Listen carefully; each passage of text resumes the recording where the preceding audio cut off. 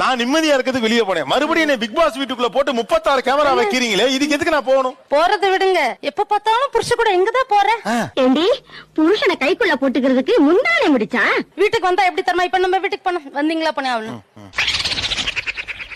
அங்க பார், தூங்கிட்டே இருந்தா அப்படி ஒட்டினதா இருக்கும். I very happy. துணி நாங்களே கையால கழுவுறோம், ஆனா வீட்டுல வாஷிங் மிஷின்ல தான் கழுவுது.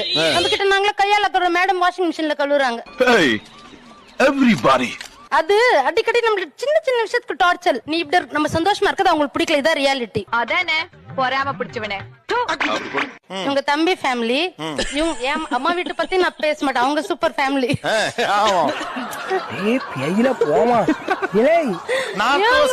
கான்செப்ட் ஒண்ணுதான், அம்மா வீடு சூப்பர். அது சரி. நானே ஒரு தப்பு பண்ணாலும் சரி, அந்த தப்பு எனக்கு கரெக்டா இருக்கும். அவங்க சொல்லும் போதுதான் நான் திருத்திக்க முடியும். அது நம்ம சொந்த பாசம் இருந்தா அப்படி செய்யக்கூடாது மமது அப்படி சொல்லுவாங்க. ஐயோ எப்படி வளர்த்திருக்காங்க. அப்படிதான் சொல்றாங்க. ஒண்ணும் இல்ல, இதெல்லாம் நடிப்பு.